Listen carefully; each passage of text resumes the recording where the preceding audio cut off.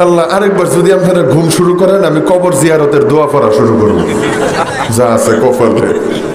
আল্লাহ আছেন না গেছেন গা?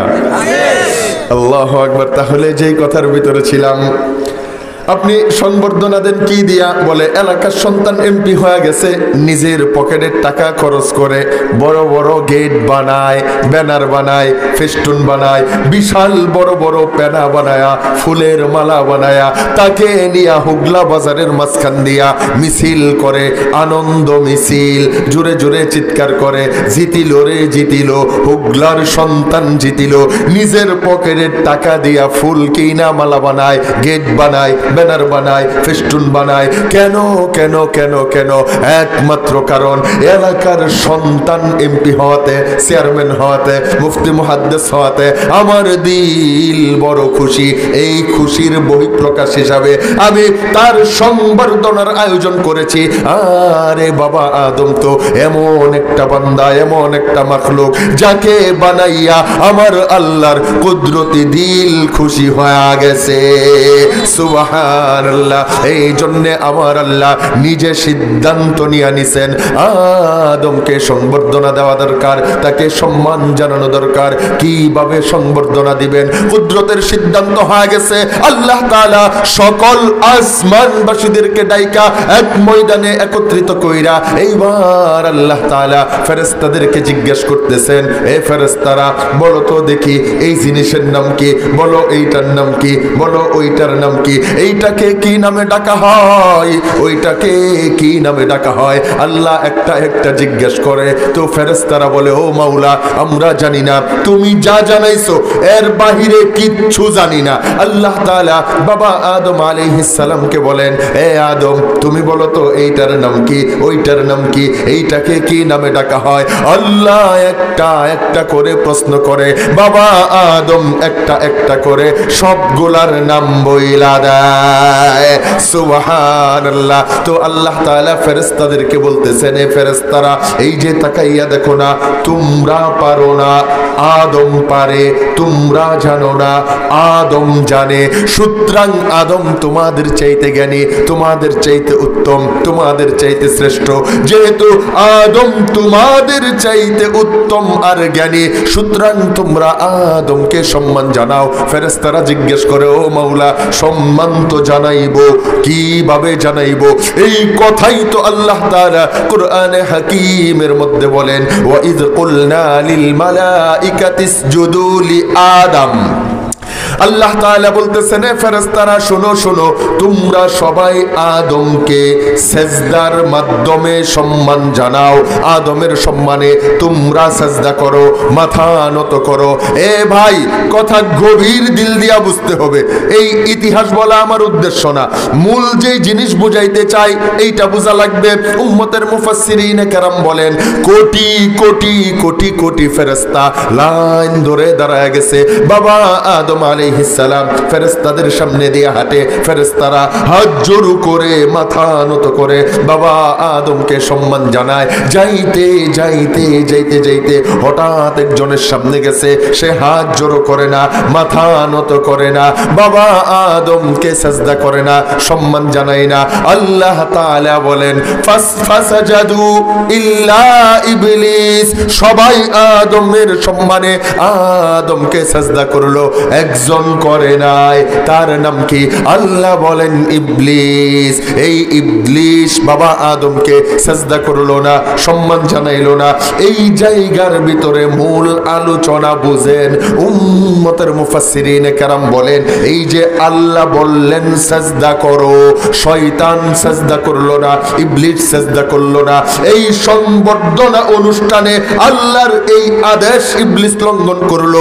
এর পূর্বে বাবা আদমকে সৃষ্টির পরে মাঝখানের এই দীর্ঘ সময়ের ভিতরে দুনিয়ার কোন ফেরেশতা, দুনিয়ার অন্য কোন মাখলুক আল্লাহর আদেশ লঙ্ঘন করে নাই, আল্লাহর নাফরমানি করে নাই, আল্লাহর আদেশকে ভঙ্গ করে নাই, লঙ্ঘন করে নাই।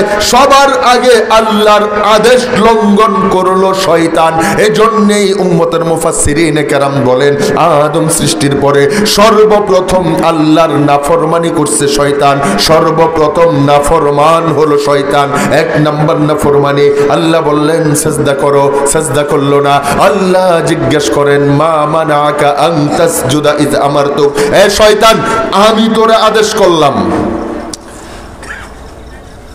আল্লাহ তাআলা বলতেছেন আমি তোরে আদেশ করলাম সিজদা করতে, কোন জিনিস তোরে বাধা দিল? আপনারা কি আমার কথা বুঝেন? বুঝতেছেন? আল্লাহ তাআলা বলেন আমি তোরে আদেশ করলাম, তারপরেও তুই সিজদা করলি না, কেন করলি না? তো শয়তান উত্তর দিতেছে আনা খায়রুম মিন খলাকতানি মিন নারি ওয়া খলাকতাহু মিন তিন।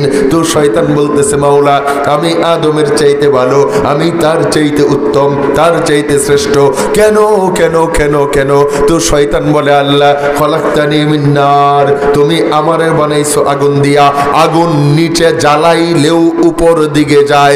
ও খলাকতাহু মিন তিন, তারে বানাইছো মাটি দিয়া, মাটি উপরে ছাড়লেও নিচের দিকে দাবিত হয়। সুতরাং আমি উপরের জিনিস, সে নিচের জিনিস, আমি উপরের জিনিস, সে নিচের জিনিস, আমি উপরের জিনিস হইয়া তার সামনে নত হতে পারবো না, সিজদা করতে পারবো না। এইটা শয়তানের 2 নাম্বার নাফরমানি। ভালো করে কথা বুঝবেন। আল্লাহ বললেন সিজদা কর, শয়তান সিজদা করে নাই, 1 নাম্বার নাফরমানি। আল্লাহ জিজ্ঞেস করলেন কেন সিজদা করলি না? সে আল্লাহর প্রশ্নে যুক্তি দিয়া দিছে আমি তার চাইতে ভালো, আমি আগুন উপরের, সে মাটি নিচের, এই যে যুক্তি দিয়া দিছে। উম্মতের উলামায়ে কেরাম বলেন এইটা 2 নাম্বার নাফরমানি। এই নাফরমানির পরে নাফরমানি, নাফরমানির পরে নাফরমানি, উপর জুপরি নাফরমানি।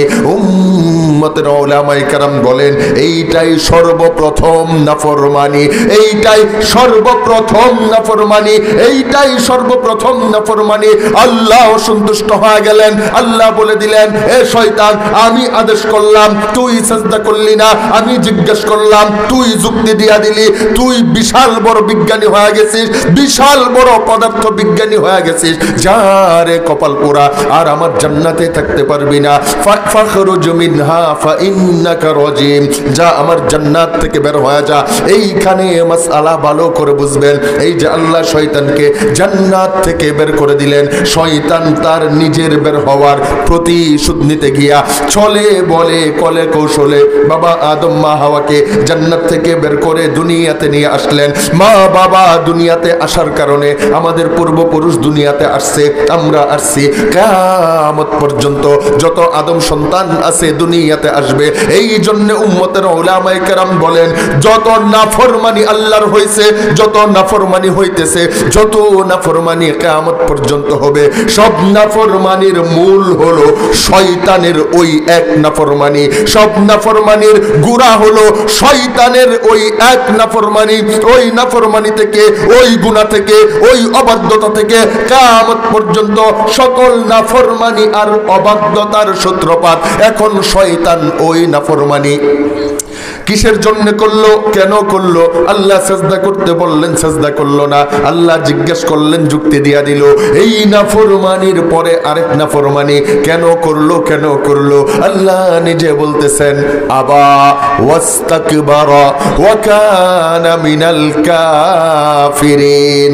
আল্লাহ তাআলা আমাদেরকে বুঝাইতেছেন, এই ইতিহাস বর্ণনা করে আমাদেরকে শিক্ষা দেয়, এ দুনিয়ার আদমের সন্তানেরা, আমি বললাম সিজদা করতে, সিজদা করলো না। আমি জিজ্ঞেস করলাম কেন করলি না? যুক্তির পরে যুক্তি দিয়া নাফরমানির পরে নাফরমানি করলো। এর একমাত্র কারণ হলো ইস্তাকবারা, তার ভিতরে ছিল অহংকার, সে অহংকার করলো, তার ভিতরে ছিল অহংকার, অহংকার করলো, অহংকার করলো, অহংকার করলো।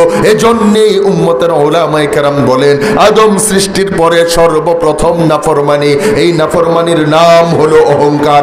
এই শয়তান এই অহংকার করার কারণে আল্লাহ তাকে জান্নাত থেকে বের করলেন। সে জান্নাত থেকে বের হওয়ার কারণে মা বাবাকে বের হওয়া লাগলো, মা বাবা আসার কারণে আমাদের আসা লাগলো, কিয়ামত পর্যন্ত মানুষ আসবে। সুতরাং পৃথিবীতে যত গুনাহ হইছে, যত গুনাহ হইতেছে, যত গুনাহ কিয়ামত পর্যন্ত হবে, এই সকল গুনার মূল গুনাহ, সেই গুনাহ হলো অহংকার।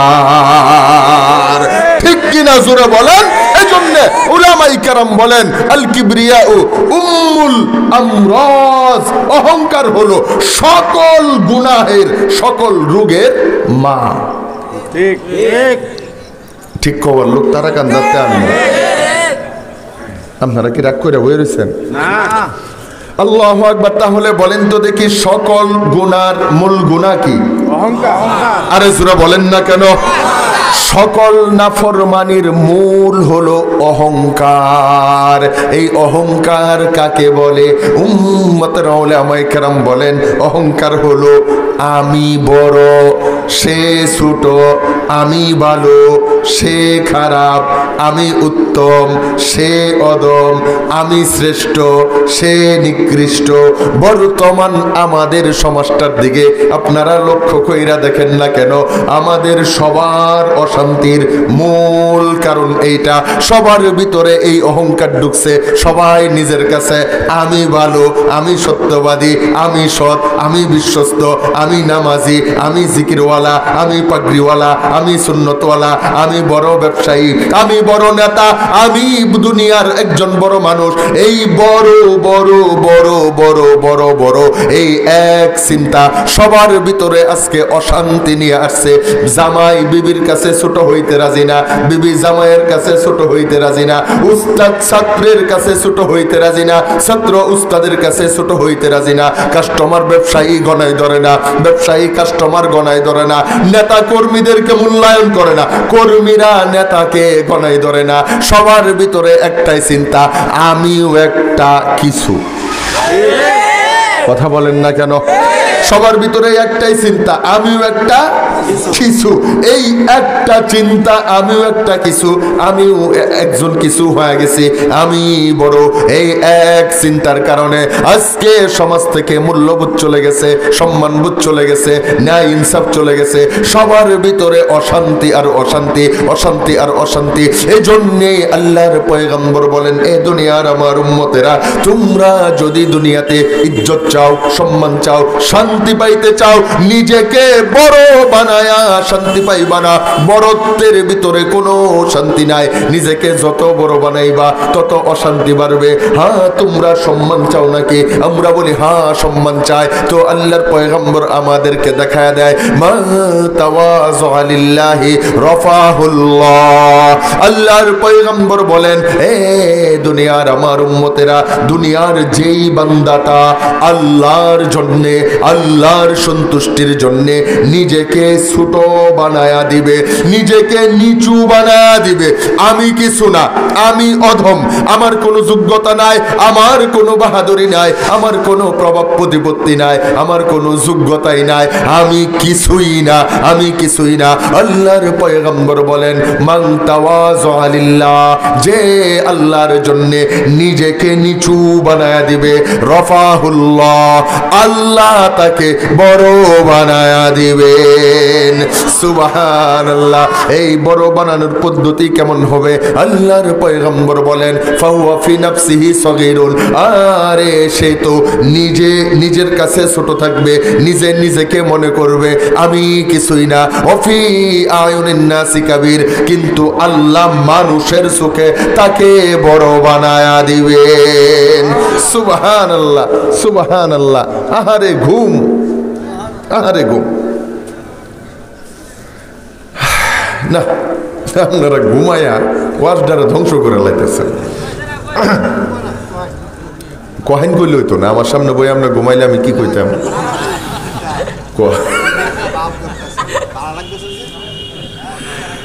আল্লাহু আকবারের জন্যই দেখবেন বাংলাতে প্রবাদ আছে, এই ছেলে কই যাও? বলেন বাংলাতে প্রবাদ আছে, আমরা বাংলায় প্রবাদ বলি বড় যদি হতে চাও। আরে বলেন না কেন? বড় যদি হতে চাও ছোট হও তবে, ছোট হও আগে। তার মানে বোঝা যায় কি বড় হইতে গেলে আগে ছোট হওয়া দরকার, নিজেকে ছোট বানানো দরকার। বর্তমান তো আমরা কেউ কাউকে বড় বানাইতে রাজি না। আমি বড়, নেতা এখনো ওয়াই নাই, এলাকার সিরাক খেতা, তার দাপট দেখলেও তো মানুষের শরীরটা কাঁপে। আরে কথা বলেন না কেন? এখন নেতা হইছেই না, বড় ব্যবসায়ী হয়েছে না, মাত্র বাজারে একটা ছুডু মুডু বসার জায়গার ব্যবস্থা করছে। আরে তার কি দাফট, আমি বড় ব্যবসায়ী, মাত্র সে আড্ডার বওয়া শিখছে, দাফট চলে আসছে, আমি বিশাল বক্তা। আইসা ফুস্টার হাতে নিছে, কয় আমার নাম নি 6 নম্বরে দিছস, ওয়াজি করতাম না, থাকতামই না, এনে গেছে গা রাগ কইরা। তার মানে বোঝা যায় কি অহংকার আর অহংকার, অহংকার আর অহংকার, অহংকার আর অহংকার। এই অহংকার করছে শয়তান, এক অহংকারের কারণে জান্নাত থেকে বের হয়ে আল্লাহ চিরস্থায়ী জাহান্নামী বানায় দিছে। আজকে এই অহংকার আমাদের ভিতরে, কেউ ছোট হইতে রাজি না, বাতিজা চাচার সামনে ছোট হইতে রাজি না। আগের দিনে সালাম কালাম আসিন, এখন মুখটা অন্যদিক ঘুরায় আলা। কথা বলেন না কেন? উস্তাদ ছাত্রকে সম্মান করে না, ছাত্র উস্তাদকে সম্মান করে না। কারো ভিতরে বড়ত্ব ছাড়া কিছু নাই, বিনয়ের গুণ কারো কাছে পাওয়া যায় না। এই জন্যে রাসূল বলেন, বড় যদি হইতে চাও আগে নিজেরে ছোট বানাও, নিজেরে ছোট বানাও। এই জন্যেই দেখবেন হুগলা বাজারে বিশাল বৃষ্টি হয়েছে, বৃষ্টির পানি সব জায়গায় থাকে না, কোথায় যায়? বলে হুগলা অঞ্চলের সবচাইতে নিচু জায়গা যেটা, সারা মহল্লার পানি ড্রেন দিয়া নালা দিয়া বাইতে বাইতে বাইতে বাইতে ওই নিচু জায়গার ভিতর গিয়ে একত্রিত হয়। উম্মতের উলামায়ে কেরাম বলেন, ঠিক দুনিয়ার মানুষদের ভিতরে যে নিজেকে নিচু বানায় দিবে, নিচু বানায় দিবে, আমি কিছুই না, আমার কোনো যোগ্যতা নাই, প্রভাব নাই, প্রতিপত্তি নাই, আমি সবার চাইতে ছোট, সবাই আমার চাইতে বড়, আমি সব চাইতে অযোগ্য, সবাই আমার চাইতে যোগ্য, আমি সব চাইতে নিকৃষ্ট, সবাই আমার চাইতে উত্তম। নিজেকে যে যত ছোট বানাবে, উম্মতের উলামায়ে কেরাম বলেন, আল্লাহর দেওয়া রহমত, বরকত, ইজ্জত, সম্মান আল্লাহ ওই নিচু কলবওয়ালা বান্দার উপর একত্রিত করে দেবেন। সুবহানাল্লাহ। এজন্যই দেখবেন আমাদের বর্তমান সমাজের অবস্থা কি, বিরাট শিক্ষিত, অনেক টাকার মালিক, অন্তরটার ভিতরে অহংকার নাই, রাস্তা দিয়ে হাঁটতেছে, রিকশাওয়ালা, ভ্যানওয়ালা, মুসি, মাটি কামলা, রিকশাওয়ালা, তাদেরকে দেখলেও সালাম দেয়, আসসালামু আলাইকুম, ভাইজান কেমন আছেন, পরিবারের মানুষগুলো কেমন আছে, দিন কেমন চলতেছে। আহারে, রিকশাওয়ালা সালাম পাইছে, মাটি কামলা সালাম পাইছে, বিরাট টাকাওয়ালা ঘরের সন্তান, ওই বান্দা তো সালাম দিয়া মুখের দুইটা কথা বইলা হাইটা চইলা গেছে। রিকশাওয়ালা, মাটি কামলা দাঁড়ায়া দাঁড়ায়া চিন্তা করে, আহারে কত বড় ঘরের সন্তান, কি শিক্ষিত, কত টাকার মালিক, আমারে সালাম দিছে। আল্লাহ তুমি তার নেক হায়াত বাড়ায়া দাও, ইজ্জত বাড়ায়া দাও, সম্মান বাড়ায়া দাও, সম্পদ বাড়ায়া দাও। দিল থাইকা কলিজা ফাইটা দোয়া আসে। আর 2 দিনের সিরা খেতা হাঁটতেছে, তার হাতের তালে মারি ফাইটা যাইতেছে, কাউকে সালাম দেয় না, জিজ্ঞেস করে না, অহংকারের মতো হন হন কইরা রাস্তা দিয়ে হাঁটে। ওই অহংকারী জালেম যখন রাস্তা দিয়ে আসে, এলাকার গরিব মানুষ তার ভয়ে রাস্তা ছাইরা দেয়। নিচে নাইমা আল্লাহর বান্দা আল্লাহর কাছে দোয়া করতে থাকে, আল্লাহ কত জায়গা ঠাড়া ফালাইলা, এটার উপর 2টা এক লগে ফালাইয়া দাও।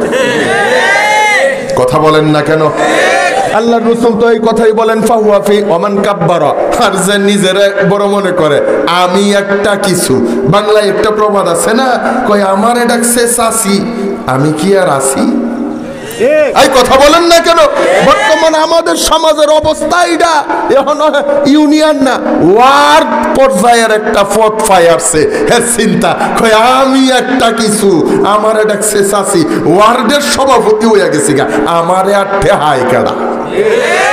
ঠিক নেই, খাওয়া শুরু হয়ে গেছে। এটা কইলেও তো বিপদ, না কইলেও বিপদ।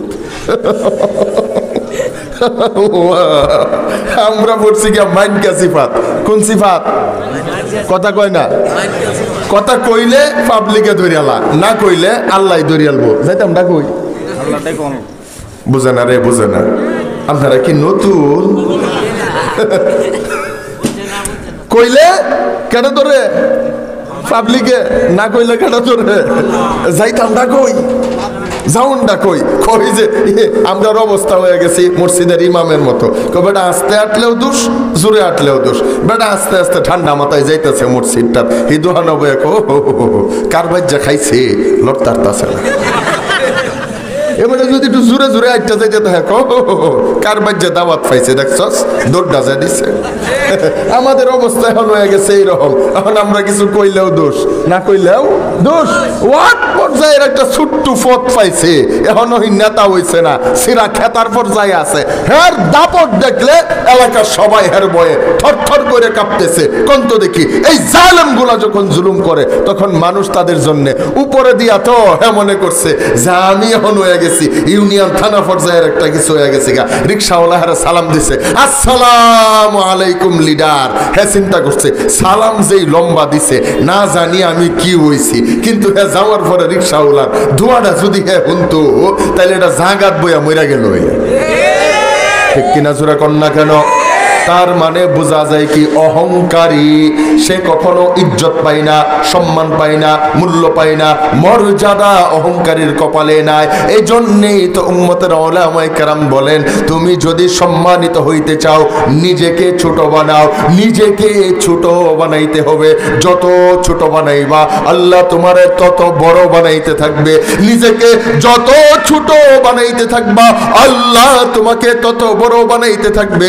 এই জন্য তো আমরা যদি ইতিহাসের কিতাব খুলি, ইতিহাস পড়লে দেখতে পাই হযরতে ফারুক আজম উমর ফারুক রাদিয়াল্লাহু তাআলা আনহু উনি কেমন একজন মানুষ ছিলেন। আল্লাহর পয়গম্বরের এই হাদিস কেমন আমল ছিল।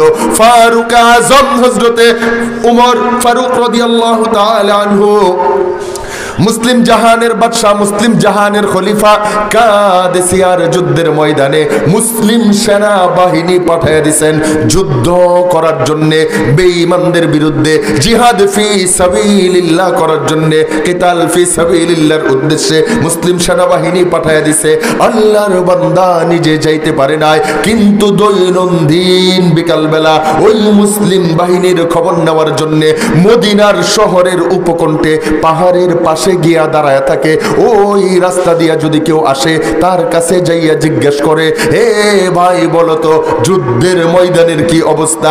ইতিহাসের কিতাব খুলে আমরা দেখি হযরতে ওমর রাদিয়াল্লাহু একদিন বিকাল বেলায় দাঁড়ায়া আছেন রাস্তার পাশে, হঠাৎ দেখা যায় মরুভূমির ধুলা উড়ায়া কে যেন ঘোড়া সওয়ার হয়ে আসতেছে। যখন কাছাকাছি চলে আসছে আল্লাহর পয়গম্বরের সাহাবী হযরতে ওমর দৌড়ায়া গেছেন, সালাম দিছেন, আসসালামু আলাইকা ইয়া আখি, হে আমার ভাই তোমার উপর আল্লাহর রহমত বর্ষিত হোক। ওই ঘোড়া সওয়ার খলিফাতুল মুসলিমিনকে চিনে না, কারণ তখন তো টিভি পত্রিকা ইন্টারনেট ইউটিউব ফেসবুকের জামানা ছিল না, সবাই চিনত না। তো আল্লাহর বান্দা মুসলিম মুজাহিদ খলিফাতুল মুসলিমিনকে চিনে না, অন্য এলাকা থেকে আসছে, যুদ্ধের ময়দানে শরীক হয়া খলিফাতুল মুসলিমিনের কাছে খবর নিয়ে আসছে। তো হযরতে ওমর রাদিয়াল্লাহু সালাম দিছে, আল্লাহর বান্দা সালামের উত্তর দেয়, ঘোড়া থামায় না, ঘোড়া ছুটাইতেছে। অর্ধ জাহানের বাদশা খলিফাতুল মুসলিমিন ঘোড়ার পিছন পিছন দৌড়াইতে আরম্ভ করছে। দৌড়ায় আর প্রশ্ন করে হে ভাই কোথা থেকে আসলেন? তো মুজাহিদ বলে যুদ্ধের ময়দান থেকে। ভাই যুদ্ধের ময়দানের কি অবস্থা? আলহামদুলিল্লাহ আল্লাহ বিজয় দিয়া দিছেন। কতজন মুসলমান শহীদ হয়েছে এতজন, কতজন কাফের শহীদ হয়েছে এতজন, কি পরিমাণ গনিমতের মাল পাওয়া গেছে এই পরিমাণ। আল্লাহর বান্দা একটা একটা প্রশ্ন করে, ঘোড়া সওয়ার উত্তর দেয়, ঘোড়া ছুটাইতেছে। অর্ধ জাহানের বাদশা খলিফাতুল মুসলিমিন ঘোড়ার পিছন পিছন পিছন পিছন দৌড়াইতেছে। দৌড়াইতে দৌড়াইতে যখন মদিনা শহরের ভিতর ঢুকে গেছেন, চতুর্দিক থেকে মানুষগুলা দৌড়ায়া হাই হাই রব উঠে গেছে। ও খলিফাতুল মুসলিমিন কি করতেছেন? ঘোড়ার পিছন দৌড়াইতেছেন কেন?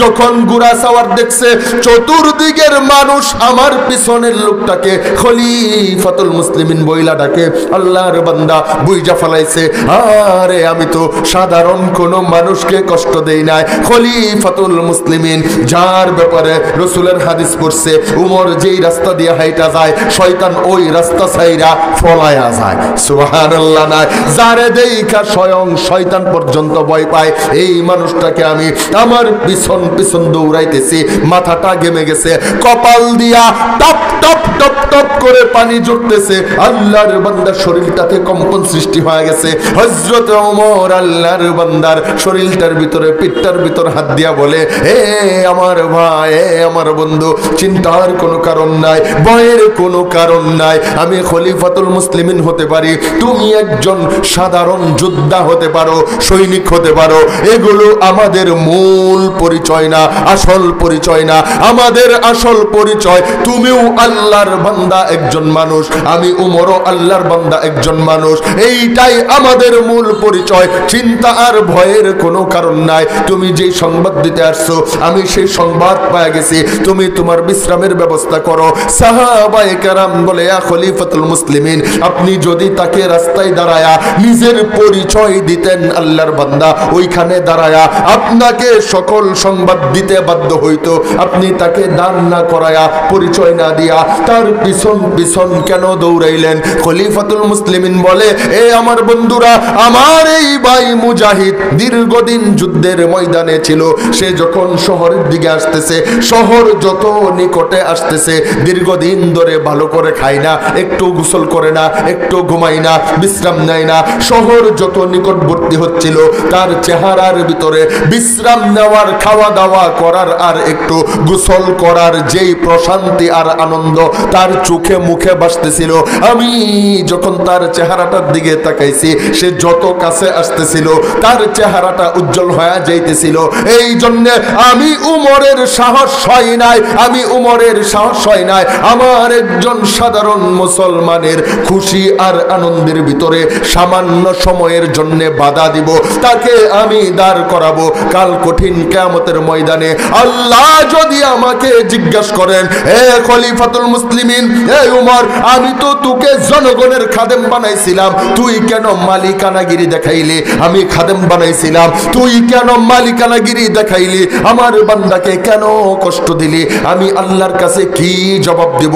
এই চিন্তায় আমি তাকে দাঁড় করাই নাই। আমি খলিফাতুল মুসলিমিন হয়া তার পিছন পিছন দৌড়াইছি। এই কথাই তো আল্লাহর পয়গম্বর বলেন, তুমি নিজেকে ছোট বানাও, আল্লাহ তোমাকে বড় বানায় দিবে। খলিফাতুল মুসলিমিন নিজেকে এত ছোট বানাইছে, একজন সাধারণ মুসলমানের সুখ শান্তির রাস্তায় মুহূর্তের জন্য বাধা দেওয়ার সাহস করে নাই। এই জন্য 1450 বছর হয়ে গেছে খলিফাতুল মুসলিমিন দুনিয়া থেকে বিদায় হয়ে গেছে। আল্লাহ এত বড় বানায় দিছে, এত বড় বানায় দিছে, মানুষ তার কথা স্মরণ করলে রাদিয়াল্লাহু তাআলা আনহু দোয়া করে, তার নামে সন্তানের নাম রাখে, মসজিদের নাম রাখে, মাদ্রাসার নাম রাখে, পাঠাগারের নাম রাখে, জনকল্যাণমূলক সংগঠনের নাম রাখে। তার নাম শুনলে দিল থাইকা, কলিজা থাইকা আলাদা সম্মান শ্রদ্ধা বের হয়ে যায়। এই কথাই তো আল্লাহর পয়গম্বর বলেন, ফাহুয়া ফি নাফসিহি সগীরুন ওয়া ফি আয়ুনিন নাসি কাবীর। যে বিনয়ী হবে, নিজেকে ছোট বানাবে, সে নিজে তো নিজেকে ছোট বানাবে, কিন্তু আল্লাহ তাকে বড় বানায় দিবেন। খলিফাতুল মুসলিমিন নিজেরে ছোট বানাইছে, আল্লাহ তারে বড় বানায় দিছে। আর বর্তমান আমাদের নেতা কর্মীদের অবস্থা, সুঙ্গা মন্ত্রী একটা যাবে, পাচারকারী সুর একটা রাস্তা দিয়া যাবে, জনগণের হাজার হাজার গাড়ি, হাজার হাজার যাত্রীর লক্ষ লক্ষ কর্মঘণ্টা চৈত্র মাসের রোদের ভিতরে জামে ফেলায়া তাদেরকে রাস্তা আটকায়া সুর মন্ত্রী, পাচারকারী এমপি মন্ত্রীদের জন্য যখন রাস্তা ক্লিয়ার করা হয়, আপনাদের কি মনে হয় এই জনগণ গরমে গামতে গামতে তাদের জন্য জান্নাতের দোয়া করে? কথা বুঝাইতে পারলাম না? এগুলাই সুর গুলার জন্য, বাটপার গুলার জন্য জান্নাতের দোয়া করে, যে আল্লাহ যে আম করে গরমে আটকায় কষ্ট দিতেছে, তারে তুমি জান্নাতুল ফিরদাউস দিয়ালাম, এই দোয়া করে। এগুলা দাঁড়ায় দাঁড়ায় দোয়া করতেছে, আল্লাহ যেই পরিমাণ গরমে আরাম করে সহ্য করাইতেছে, এর চাইতে 1000 গুণ বেশি গরম তুমি এদেরকে দিয়া দিও। এই জন্য দেখেন যতগুলা দুর্নীতিবাজ গ্রেপ্তার হয়েছে, কারো দিলটার ভিতরে অনুশোচনা নাই, মায়া নাই। মানুষ হাজার হাজার কমেন্ট করতেছে, এই মাইরে হইতো না, বড় বড় হাঁসের ডিম বলে দেওয়া লাগবে। কথা বুঝাইতে পারলাম না কেন? কারণ এরা বাহিরে থাকতে জনগণের কল্যাণের কথা চিন্তা করে নাই, এরা নিজের আখের গুছাইছে। তুই এদের বিপদে জনগণেরও এদের জন্য বদদোয়া করে, এরা মায়ের খাইলে জনগণেরও খুশি, আর মইরা গেলে তো খুশির কোনো শেষই নাই। ঠিক কিনা জুড়ে কন? এই জন্য বলেন অহংকার কইরা নিজের বড় বানানো যায়। আপনার ভয়ে মানুষ আপনারা লম্বা সালাম দিতে পারে, কিন্তু দিলের ইজ্জত এটা ভিন্ন জিনিস। বুঝাইতে পারলাম নি? কথা বুঝাইতেছি? এই জন্য বলেন তো দেখি, অহংকার করা যাবে? আর কথা কয় না, অহংকার করা যাবে? অহংকার পৃথিবীর সব চাইতে নিকৃষ্ট গুনাহ। অহংকার পৃথিবীর সব চাইতে নিকৃষ্ট গুনাহ। এইখানে আরেকটা কথা ভালো করে বুঝবেন, আল্লাহর পয়গম্বর বলেন মানুষ হিসাবে অহংকারের কোনো যোগ্যতাই নাই। কথা বলেন না কেন? মানুষ হিসাবে তার অহংকারের কোনো যোগ্যতাই নাই। একজন মানুষ যদি নিজের অস্তিত্ব নিয়ে এক সেকেন্ড চিন্তা করে, নিজের অস্তিত্ব নিয়ে এক সেকেন্ড চিন্তা করে, তার ভিতরে অহংকার আসতে পারে না। অস্তিত্ব শুরু হয়েছে কোন জায়গা থেকে? এজন্য হাদিসে কুদসি খোলেন, আল্লাহ তাআলা বলেন, ইয়া আইয়ুহান নাস, হে দুনিয়ার মানুষেরা শোনো শোনো, মা কুনতা বিশায়ে, তুমি কিছুই ছিল না, তোমার কোনো অস্তিত্বই ছিল না। আল্লাহ বলেন কুনতা মা আম্মাহিনা, হ্যাঁ তুমি ছিলা। কি ছিলা? আল্লাহ বলেন মা আম্মাহিনা, নিকৃষ্ট ফানি, নাফাক ফানি। এই কথাই তো আমার আল্লাহ বলতেছেন, হাল আতা আলাল ইনসানি হিনুম মিনাদ দাহরি লাম ইয়াকুন শাইআম মাযকুরা। আল্লাহ বলেন লাম ইয়াকুন শাইআম মাযকুরা, আরে তুমি উল্লেখযোগ্য কোন বস্তুই ছিল না। কোনতো আল্লাহ কই কুনতা মা আম্মাহিনা, তুমি ছিলা নাফাক ফানি, নিকৃষ্ট ফানি। এটা যদি জিগা এই মাইকটা কি দিয়া বানাইছে, কোন যাইব লোয়া দেয়া বানাইছে, এই টেবিলটা কি দিয়া বানাইছে, প্লাস্টিকটা দেয়া বানাইছে, এই গ্লাসটা কি দিয়া বানাইছে, কাঁচ দিয়া বানাইছে, আমারা যদি জিগাই তোরে আল্লাহ মূল কি দিয়া বানাইছে, আমি কি কইতে পারবাম বুকটা টান টান কইরা যে আমারে বীর্য দিয়া বানাইছে? কথা বুঝাইতারলাম না? কথা কি বুঝেন? সবকিছু কওয়া যায় যে এটা দিয়া বানাইছে, এটা দিয়ে বানাইছে, আমারে কি দিয়া বানাইছে এটা আমি মানুষের সামনে উল্লেখ করতেও আমার লজ্জা লাগে। এমন নিকৃষ্ট, এমন নাফাক, এইটা যদি কের বের হয়ে যায়, রুচিশীল মানুষ গোসল করার আগে মনে কোনো শান্তি নাই। খুললা কেমন লাগবো? এটা বাইরে হয়ে গেলে গোসল করার আগে মনটা কি নাই, শান্তি নাই। আর কাপড়টা যদি লাগিয়া যায়, এই কাপড়টা ফিন্দা মানুষ ঘরের থেকে বের হয় না। যদিও যাওয়া লাগেই, উপায় নাই, এটা ফিন্দেই যাওয়া লাগবো, আর কাপড় নাই। তাইলে এই বরকতের পানিটারে 6টা কাপড়ের পেস মাইরা ঢাক্কা ডুক্কা ঘুইরা তারপরে যাইতাছে ক্যা কই, এই বরকতের পানি যদি মানুষে আমার কাপড়ও দেহে, তাইলে সিসি করব, লজ্জা দিব, আমার এটা নিয়ে হাসাহাসি করব, ঠাট্টা করব। এই জন্য এটা লুগায়া এমন একটা জিনিস দিয়া বানাইছে। এই কথাই তো আল্লাহ বলেন কুনতা মা আম্মাহিনা, তুমি ছিলা নাফাক ফানি, নিকৃষ্ট ফানি। আল্লাহ কইলাম ইয়াকুন শাইআম মাযকুরা, যেটা মানুষের সামনে বলা যায় না, কওয়া যায় না, জিকির করা যায় না, উচ্চারণ করা যায় না। আল্লাহ তাআলা বলেন, হে আমার বান্দা, তুমি তোমার বাবার পাজরে ছিলা, তোমার মায়ের রেহামের ভিতর ছিলা, ফাখরাজতু, আমি বের করছি, জামাআতু ফি বাতনি উম্মি, তোমার মায়ের রেহামের ভিতরে, তোমার মায়ের পেটের ভিতরে আমি আল্লাহ একত্রিত করছি। আল্লাহ তাআলা বলেন কুনতা মা মাহিনা, তুমি ছিলা নিকৃষ্ট পানি, সুম্মা দামা, এইটাকে রক্ত আমি আল্লাহ বানাইছি। আল্লাহ বলেন এই রক্তকে আস্তে আস্তে গোস্ত আমি বানাইছি, ওই গোস্তটাকে, ওই হাড্ডি আমি বানাইছি, ওই হাড্ডিটাকে গোস্তের প্রলেপ দিয়া আমি আল্লাহ ডাইকা দিছি। আল্লাহ তাআলা বলেন তুমি দুর্বল ছিলা, আমি আল্লাহ তোমার সবল বানাইছি। তোমার পা ছিল, তুমি চলতে পারতা না, হাত তোমার ছিল, ধরতে পারতা না, জিহ্বা তোমার ছিল, বলতে পারতা না, মাথা তোমার ছিল, চিন্তা তুমি করতে পারতা না, দাঁত তোমার ছিল, খাইতে পারতা না। ওই পায়ে চলার শক্তি আমি আল্লাহ দিছি, হাতে ধরার শক্তি আমি আল্লাহ দিছি, জিহ্বায় বলার শক্তি আমি আল্লাহ দিছি। তোমার নরম দাঁত গুলাকে ফালাইয়া স্পেশাল শক্ত দাঁত আমি আল্লাহ তোমারে দিছি।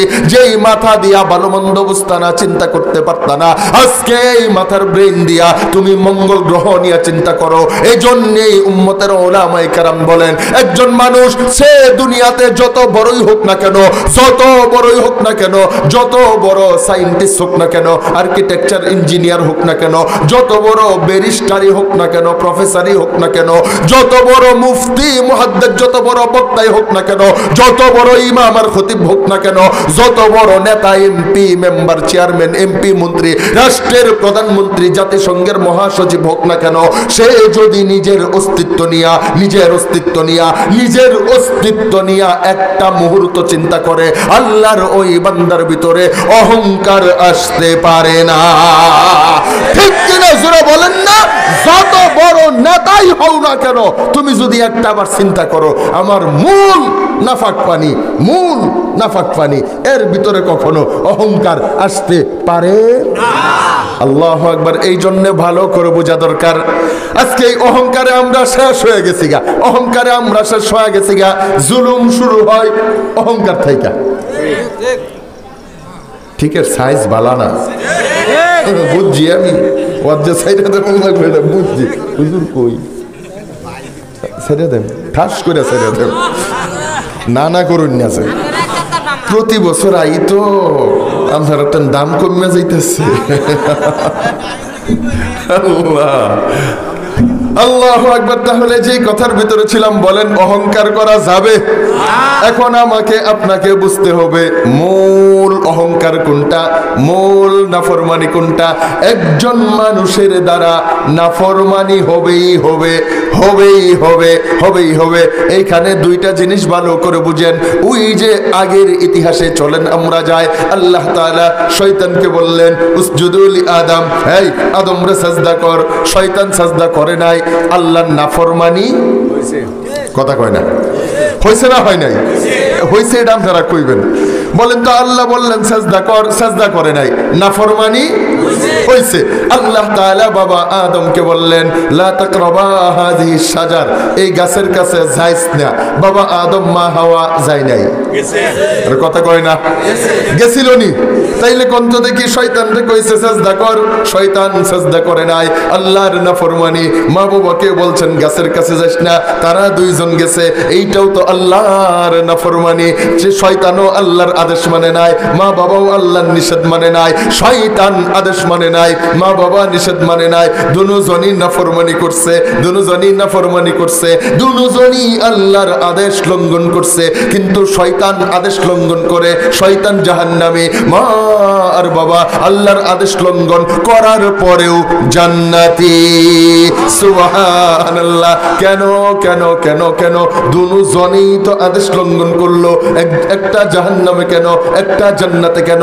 উম্মতের উলামায়ে কেরাম বলেন এইখানেই হলো মূল অহংকার আর বিনয়ের পার্থক্য। অহংকার আর বিনয়ের পার্থক্যটাই তো এই জায়গার ভিতরে। উভয়কে আল্লাহ তাআলা বললেন, আদেশ করলেন, একজন আদেশ মানলো না, একজন নিষেধ মানলো না। দুজনকে আল্লাহ জিজ্ঞাসা করলেন কেন? কি জিজ্ঞাসা করছে কোন না? আল্লাহ তাআলা উভয়কে জিজ্ঞাসা করলেন কেন? শয়তান যখন আল্লাহর আদেশ মানলো না, আল্লাহ জিজ্ঞাসা করলেন মা মানাক, এই তোরে কেডা ফিরাইছে? আমি আদেশ করলাম, তুই কেন? আপনারা এদিকে আছেন না গেছেন গা? আল্লাহ তাআলা শয়তানকে জিজ্ঞেস করলেন, আমি আদেশ করলাম, তারপরেও তুই সেজদা দিলি না? কথা কই না রে লোকগুলা রে। কেন কেন? এই কেনটা হইছে মূল বয়ান। এই কেনর কারণে সব ঝামেলা হয়ে গেছে গা। মা বাবা যখন ওই গাছের কাছে গেছে, আল্লাহ তাআলা তাদেরকেও জিজ্ঞেস করলেন, এই আমি না নিষেধ করছিলাম, তারপরেও গেলি? দেখছেন নি, বুঝালছে ওয়াজ। আল্লাহু আকবার। এইখানে আরেকটা কথা আপনাদেরকে বইলা যায়, বলেন তো দেখি, আমাদের সমাজে কিছু বাউল, কিছু গাজী, কিছু কালু, কিছু মারেফতি এটা লোক আছে, এরা মা বাবার ওই গাছের কাছে যাওয়ার কারণে মা বাবাকে গুনাহগার বলে, দোষী সাব্যস্ত করে। এমন গানও আমার কানে আসছে, তারা কয় মা বাবার ভুলের মাসুল দিতে আইসাছি এই দুনিয়াতে। নাউজুবিল্লাহ। দেশে নাই? বলেন তো দেখি, বাবা আদম আলাইহিস সালাম উনি কি আমাদের বাবাই না আরো পরিচয় আছে? আরে কথা কয় না? উনি আল্লাহর নবী না? আরে কথা কয় না? নবী কি সাধারণ নবী? সব নবীর বাপ, বলেন সব নবীর, সব রসুলেরও বাবা, সকল নবী রসুলের বাবা, প্রথম নবী, প্রথম নবী, প্রথম নবী, সকল মানুষের বাবা, এমন পরিচয়। আর আমাদের আহলুস সুন্নাহ ওয়াল জামাতের আকীদা হলো সকল নবীরা মাসুম। মাসুম মানে গুনাহমুক্ত, নিষ্পাপ। সুবহানাল্লাহ। আপনারা কি আমার কথা বুঝেন? সকল নবীরা কি নিষ্পাপ, মাসুম, তাদের কোনো গুনাহ নাই।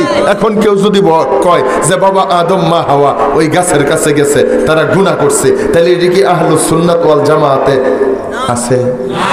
আছে। আহলুস সুন্নাত ওয়াল জামাতে নাই, ইমানের ভিতরে আছে? আসেনি? এটা আকায়েদের মাসআলা। এজন্যই বলেন মা হাওয়া বাবা আদম আলাইহিস সালাম ওই গাছের কাছে যাওয়া এটা তাদের কোনো গুনাহ ছিল না, এইটা তাদের জন্য ছিল ইবাদত। সুবহানাল্লাহ। নেই? এখন আপনি বলবেন হুজুর ইবাদত কেমনে? আপনারা কি ওয়াজ বুঝতেছেন? ওয়াজ ভেঙ্গে ভেঙ্গে কয়ে লাইতেছি। আল্লাহু আকবার। তাহলে একটা কথা ভালো করে বুঝেন, আল্লাহর সিদ্ধান্ত বাস্তবায়ন করা এইটা গুনাহ নাকি ইবাদত? আল্লাহর সিদ্ধান্ত যদি কেউ বাস্তবায়ন করে এইটা ইবাদত। জোরে কর না, এটা ইবাদত। এই যে আজকের মাহফিল হইল, ঠাস করে মাহফিল হয় নাই, অনেকগুলো মিটিং হয়েছে, অনেক দরবার হয়েছে। কারে দাওয়াত দিব, কে বক্তা, কে কখন বয়ান করবে, মাইক দিবে কে, প্যান্ডেল বানাবে কে, মিটিং করতে করতে করতে করতে আজকের এই মাহফিল। উম্মতের উলামায়ে কেরাম বলেন আল্লাহ বাবা আদমকে ঠাস করে বানান নাই, আগে ফেরেশতাদেরকে নিয়ে মিটিং করছেন। সুবহানাল্লাহ। এই মিটিং এর কথা কোরআনের ভিতর আছে। আল্লাহ বলেন ওয়া ইয কুলনা লিল মালাইকাতি ইন্নী জাইলুন ফিল আরদি খলিফা। সুবহানাল্লাহ। আল্লাহ তাআলা ফেরেশতাদেরকে নিয়ে মিটিং করতেছেন, এ আমার ফেরেশতারা শোনো শোনো, ইন্নী নিশ্চয়ই আমি আল্লাহ, জাইলুন আন আইয়াজালা প্রেরণ করতে চাই, পাঠাইতে চাই, ফিল আরদি জমিনে, পৃথিবীতে, মাটিতে, দুনিয়াতে। আরদুন শব্দের যত অর্থ আপনি তুলেন, এইটার অর্থ আসবে মাটি, এইটার অর্থ আসবে জমিন, এইটা পৃথিবী, এইটা দুনিয়া। আল্লাহ বলেন আমি দুনিয়াতে পাঠাইতে চাই খলিফা, আমার নতুন বান্দা, নতুন প্রতিনিধি আমি দুনিয়াতে পাঠাইতে চাই। তাহলে বলেন তো এই মিটিং আল্লাহ কবে করছেন? উম্মতের সকল মুফাসসিরিন একমত, এই মিটিং আল্লাহ করছেন বাবা আদমকে অস্তিত্ব দেওয়ার আগে। সুবহানাল্লাহ। নাই? আপনারা কি আমার কথা বুঝতেছেন? তাইলে আল্লাহ বাবা আদমকে অস্তিত্ব দেওয়ার আগে কি কইতাছে? আমি আদমরে পাঠাইতে চাই দুনিয়াতে, জমিনে, মাটিতে, বানাবে জান্নাতে, পাঠাবে দুনিয়াতে, বানাবে জান্নাতে, পাঠাবে দুনিয়াতে। মাধ্যমটা কি হবে? মাধ্যম হলো এই গাছের কাছে যাওয়া, জান্নাতে বানায়া গাছ একটা লাগায়া ওটার কাছে নেওয়ায়া ওটার উসিলা দেখায়া দুনিয়া ফাড়াইয়া দেব। অন্যথায় আল্লাহ সিদ্ধান্ত নিয়ে রাখছেন বাবা আদমকে বানানোর আগে। এজন্য উম্মতের উলামায়ে কেরাম বলেন যেহেতু বাবা আদমকে আল্লাহ দুনিয়াতে পাঠাবে, মাধ্যম ওই গাছের কাছে যাওয়া, সুতরাং এটা আমার আল্লাহর সিদ্ধান্ত। বাবা মা ওই গাছের কাছে গিয়া আল্লাহর সিদ্ধান্ত বাস্তবায়ন করছে, কোনো গুনাহ করে না। আমরা করে কি কথা বুঝাইতাল্লাম? আপনারা আমার কণ্ঠ দেখি, মা বাপ এই গাছের কাছে না যাক, এটা যদি আল্লাহ চাইতো তাহলে গাছ এনে লাগাইছে গেল লাগে। এই কথা বুঝেন না রে? আপনারা আমার কথা বুঝেন? আল্লাহ টেন কি গাছের অভাব পড়ে গেছেন গা যে আল্লাহ এই গাছটা এনে লাগাইলো? তার মানে আল্লাহ এই গাছটা লাগাইছে, আবার কইয়াও দিছে, দেখিস এই নো যাইস না। এটার অবস্থা কি হয়েছে? আল ইনসানু হারিসুন ফিমা মুনিয়া। মানুষ ওই দিকেই বেশি দাবিত হয় যেটা তারা কি করা হয়, নিষেধ করা হয়, না করা হয়, এইটার দিকে বেশি। এই ফুলাফান কই যাইডি? হ্যাঁ, ওহো, এরা বুঝে না। ওয়াজ বেশি কঠিন হয়ে গেছে না গো, কঠিন হয়ে গেছে। আচ্ছা, আপনারা বুঝলে কই জানি আসলাম আমি। আল্লাহ যদি না চাইতো যে এই গাছের কাছে না যাক, তাহলে আল্লাহ এটা লাগাইছে কে? হ্যাঁ, আর এই আগ্রহ তো আল্লাহ দিয়া দিছে যে যেটা নিষেধ করবো। এই জন্য দেখবেন টিভি দেখা নিষেধ, যে এটা দেখতে বড় মজা। কথা কয় না। টিভি দেখা যায় নিষেধ, এটা দেখতে পারো। সুদ খাওয়াটা যে নিষেধ, এটা খাইলে যে কি একটা মজা রে বাবা রে বাবা। আরে কথা কয় না। যৌতুক খাওয়া নিষেধ, এটা খাইলে আরে বাপরি বাপরি বাপ, কি যে একটা স্বাদ। কেন এগুলা স্বাদ লাগে? কেন? টিভি দেখতে, ছবি দেখতে, বেফরদা মাইয়া দেখতে, গান দেখতে, নাচানাচি দেখতে। আরে নাচানাচি, এটা যে কি মজা। আপনারা মজা পাননি? ভাই ভাই আপনারা পান না? আরে বাপরে বাপ, হুগলা বাজারটার ভিতরে একটা শাস্টল নাই টিভি ছাড়া। কথা কই না? পরে আবার দরিয়াল বলে কি আমাদের? হ্যাঁ, মুসলমানের বাচ্চা হ্যাঁ নাচানাচি না দেখাইলে হি চা খাইতো না। ঠিক কিনা জোরে কর না কে? হের এক পাও কব্বর গে আর এক পাও কব্বরের কাছার দাঁত গেছে গা, 70 বছর বয়স, গালডা ভাঙ্গা সাফার ভিতরে থেকে ঢুকছে গা, কথা কইতারে না, দাঁত নাই, এটাও চা খাইতেছে, হ্যাঁ করে চায় রয়েছে। হ্যাঁ নানির নাচানাচি না, এটা যে নাচতেছে, মানে এমন মনোযোগ, কি দুনিয়াটা আছে না গেছে গা, আর মনটা একটা আছে সাহারি, সময়টা গেল গা। ঠিক কিনা জুড়ে কান আছে না নাই? এইটাতে তো মজা। কেন? মসজিদটার যা আজান হইতেছে, নামাজটা পড়তে তার কাছে ভালো লাগে না, আজানের জবাবটা দিতে ভালো লাগে না, হ্যাঁ নাচানাচি দেখতে ভালো, ব্যবসা করে খাইতে ভালো লাগে না, সুদ খাইতে তার ভাল লাগে, নিজে কামাইতে ভাল লাগে না, যৌতুক খাইতে তার ভাল লাগে। কেন? কারণ এটা নিষিদ্ধ, আর নিষিদ্ধের প্রতি আলাদা একটা টান আছে না নাই? আছে না? তো আল্লাহ তাআলা যদি না চাইতো যে তুই এই গাছের কাছে যাইস না, তাহলে আল্লাহ এই গাছ না দেখাইলেও তো হইতো। কথা কয় না? তোর এটা দেখাইলামই না, আর নাহলে এটা লাগাইলামই না। ঠিক কিনা জুড়ে কর? আল্লাহ যেহেতু লাগাইছে, যেহেতু দেখাইছে, বোঝা যায় যে আল্লাহ চায়। আল্লাহু আকবার। এর জন্যই তো মিশকাত শরীফের মধ্যে হাদিস আছে, আল্লাহর পয়গম্বর বলেন হযরত মুসা কালিমুল্লাহ এবং বাবা আদমের সাক্ষাৎ হয়ে গেছে। সাক্ষাৎ কোথায় হয়েছে এইটা হাদিসে স্পষ্ট না, রূহের জগতেও হতে পারে, জান্নাতি জীবনেও হতে পারে, আকাশের উপরেও হতে পারে, মেরাজের রজনীতে বাইতুল মুকাদ্দাসেও হতে পারে।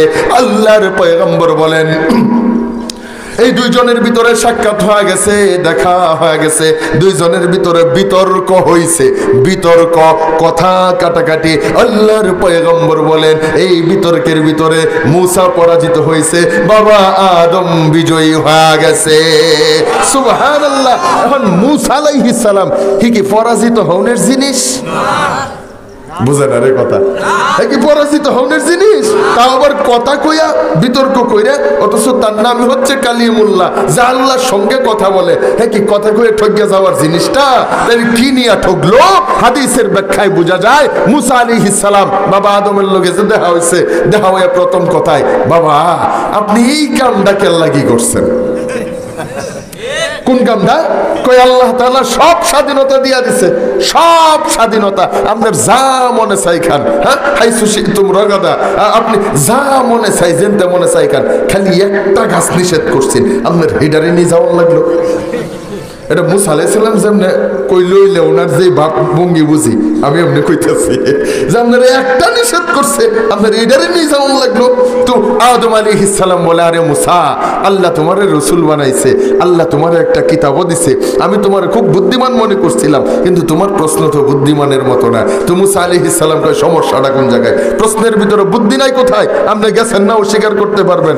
হ গেছি, এটা অস্বীকার করার কিছু নাই। কইটা তুমি পাইছো কই? তো মুসা আলাইহিস সালাম কই যে আপনি কইলেন না আল্লাহ কিতাব দিছে, এই কিতাব ওই পাইছি। বুঝা না? আমি যে এই গাছের কাছে গেছি, এটা তুমি পাইছো কই? কই যে কইলেন না আমারে কিতাব দিছে আল্লাহ, এই কিতাব ওইলে আছে যে আকাম দাম নেই করছে। আল্লাহু আকবার। তো বাবা আদম আলাইহিস সালাম বলে, মুসা তোমার ওই কিতাবটা আল্লাহ তাআলা লিখছে কবে বলো তো দেখি? কয় কিতাবের ভূমিকায় তো লেখা আছে এই কিতাবটা আল্লাহ লিখছে আদম সৃষ্টির 40 বছর আগে, 40 বছর অথবা 40,000 বছর আগে। তো বাবা আদম বলতেছে, এ মুসা, যেই কিতাব আল্লাহ আমারে বানানো 40 বছর আগে লিখছে, ওই কিতাবে লেখা আছে আদম ওই গাছের কাছে গেছে, সুতরাং বোঝা যায় আমি যে ওই গাছের কাছে যাব, এইটা আমাকে বানানোর আগে আমার আল্লাহ নিজে সিদ্ধান্ত নিয়ে রাখছেন, সুতরাং ওই গাছের কাছে যাওয়া এইটা আমার কোনো অন্যায় না, অপরাধ না। আল্লাহর সিদ্ধান্ত বাস্তবায়ন করে আমি ইবাদত করছি। তো মুসা আলাইহিস সালাম বলে, যেই কথা আপনি আমাকে বললেন এই কথা আল্লাহকে কেন বললেন না? আল্লাহ যখন জান্নাত থেকে বের করে দেয় তখন আপনি আল্লাহকে কেন বললেন না? তু বাবা আদম আলাইহিস সালাম বলে, হে মুসা, তুমি আমার সন্তান আর উনি আমার সৃষ্টিকর্তা। তুমি আমার সন্তান, উনি আমার সৃষ্টিকর্তা। তোমার সামনে আমার যুক্তি চলে, তোমার সামনে আমার যুক্তি চলে, রবের সামনে কারো যুক্তি চলে না, রবের সামনে যুক্তি চলে না। রবের সামনে বিনয়ী হওয়া লাগে, নিচু হওয়া লাগে, ছোট হওয়া লাগে। এজন্যই তো উম্মতের উলামায়ে কেরাম বলেন এই মূল সমস্যা হলো কেনর ভিতরে আল্লাহ শয়তানকে বললেন, এই সিজদা করলি না কেন? তো শয়তান যুক্তি দেয়, আনা খায়রুম মিন খলাকতানি মিন নারি ওয়া খলাকতাহু মিন তিন। শয়তান যুক্তি দিতেছে আমি তার চাইতে ভালো।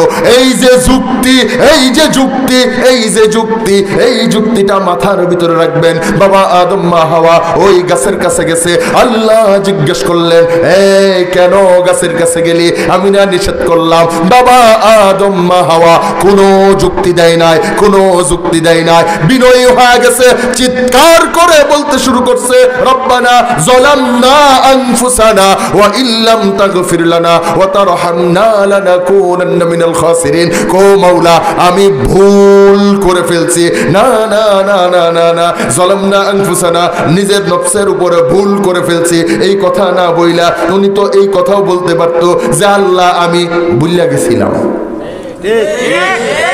আরে কথা বুঝেন না? আমি ভুল করে আলছি, এটা না কয়ে যদি কইতো আমি ভুলিয়া গেছিলাম, আর যদি এটা কইতো ভুলিয়া গেছিলাম, তাহলে শরিয়াত হলো ভুলিয়া গেলে কোনো গুনাহ নাই। সুবহানাল্লাহ, নাই ভুলিয়া গেলে কোনো। আর জোরে কয় না, রোজার দিন রোজার কথা ভুলিয়া গে পেট বইরা খাই আনলে কি রোজা ভাঙ্গে? জোরে কয় না। শরীয়তের মাসআলা বুঝেন, শরীয়তে কোনো অসুস্থ এবং বৃদ্ধ মানুষকে কেউ যদি রোজার দিন খাইতে দেয় তাইলে শরীয়তের বিধান হয়েছে এর না কওন, রোজার কথা না স্মরণ করাইয়া দেওয়া। স্মরণ করাইবা কোন সময় হি খায়া টায়া পেটটা বইরা আত্মুখ মুচ্চা মুখ টুকলো এখন দাঁতটি খেলাই ধরছে, এই সময় কইবা চাচা আপনার রোজা। কথা কয় না? এবারে হকলা আটটা দয়ে দুটা লুকমা মুহরটাতে সাবানটা মারছে, গুস্তুটা দেখে রান্ধা করছেন কেন না রোজা? এটা কওয়া নিষেধ। কথা কয় না? কেন নিষেধ? কারণ এটা বুড়া অসুস্থ, আল্লাহ তারা বুলাইয়া দিছে, বুলাইয়া দিয়া তারা খাওয়ার ব্যবস্থা করে দিছে। আল্লাহ তারা খাওয়ায়াও দিব, আবার রোজার সওয়াবও দিব। আপনারা কাটা কইছে ফোন দিতে করে হে হে করবার লাগে। বুড়া মানুষ খাইতে খাইতে মইরা যাক। আপনারা কি আমার কথাই রাখ গুসা? আমি যদি বুজুর্গি ওয়াজ ধরি তাইলে আমি বালিশ কিনা কুলাই পারতাম না, কারা যেই ঘুমের ভাব ধরছে ওটা। আল্লাহু আকবার। এই জন্য কন বুড়া অসুস্থ রোজার মাসে খাইতে দেখলে খাইতে থাক, খায়া মইরা যাক, সোজা হিসাব শেষ। পরে যে সময় খাওয়া হাত মুখ ধুয়ে লাইছে এই সময় কইবেন চাচা না রোজা। আরে বাবারে আমার তো মনে নাই। আল্লাহর রাসূল কয় এই যে মনে নাই বুল্লা গেছে গা, বাস সে যদি আর না খায় তাইলে আল্লাহ তার পরিপূর্ণ রোজার সব দিয়া দিবে। সুবহানাল্লাহ। এই জন্য এক সাহাবী আসছে নতুন মুসলমান, আয়েশা আল্লাহর রাসূলকে কয় ইয়া রাসূলুল্লাহ, জীবনের প্রথম রোজা রাখছি তো আমি তো সকালে নাস্তা খাই আলছি। বুঝা না রে? সকালে কি করছি? রসুল কয় আর খাইও না, যে আশা করা যায় তোমার রোজা হবে, ইনশাল্লাহ হবে। এইটা এই জোহরের পরে হিব্বার দৌড় ফেরে আইছে, কয় ইয়া রাসূলুল্লাহ আমি তো দুপুরের খাওয়ান খাই আলছি। আল্লাহ রসুল কয় কেন তুমি বারবার খাও কে? তোমার রোজার কথা মনে নাই? আল্লাহর নামের কসম আমার রোজার কথা মনে নাই। রসুল কয় তুমি আর খাইও না, যে তোমার রোজা উইব। সুবহানাল্লাহ নাই দেশে? এইবারে সন্ধ্যার আগে দিয়ে হিব্বার দৌড়াই আইছে, আয় কই ইয়া রাসূলুল্লাহ প্রতিদিন বিকালে যা হালকা নাস্তা করি আমি আজগাও করছি। আজগাও করছি। আল্লাহ রসুল জিগাই কে তুমি যে রোজা রাখছো রোজার মাস তোমার মনে নাই? আল্লাহর নামের কসম ইয়া রাসূলুল্লাহ আমি রোজার কথা একেবারেই ভুলে গেছি। আল্লাহর রসুল মুস্কি হাইসা দিচ্ছেন, হাইসা দিয়া বলতেছেন আজানের আগে আর খায়ও না, তোমার রোজা হইব কিন্তু এখনো তোমার রোজার অভ্যাস হইছে না। সুবহানাল্লাহ নাই? আল্লাহু আকবার। তাইলে বলেন তো দেখি বুইলা গেলে কি গুনাহ হয়নি? কারে ওয়াজ করি বলেন বুইলা গেলে গুনাহ হয়নি? তো বাবা আদম তো বুইলা গেছিল, এইটা বাবা আদম বলে রব্বানা যালামনা, আল্লাহ আমি ভুল করে ফেলছি। অথচ আল্লাহ নিজে বলতেছেন আদম ভুল করে নাই, বুইলা গেছিল। আল্লাহ বলেন ওয়া নাসিয়া আদম ওয়া লাম নাজিদ লাহু আজমা। আল্লাহ বলেন আদম বুইলা গেছিল, অন্যথায় আমার হুকুমের অবাধ্য হওয়ার কোনো ইচ্ছাই তার ছেড়ে দিই।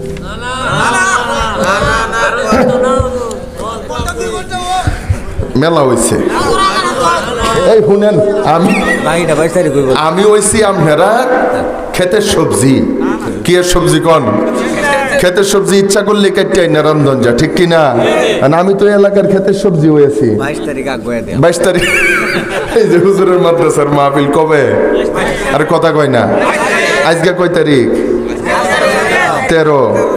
16 তারিখ দলা যাত্রাবাড়ি মাদ্রাসার সভা, 18 তারিখ ম্যাক্সিমুল সভা, আবার 22 তারিখ আপনি করেন সভা।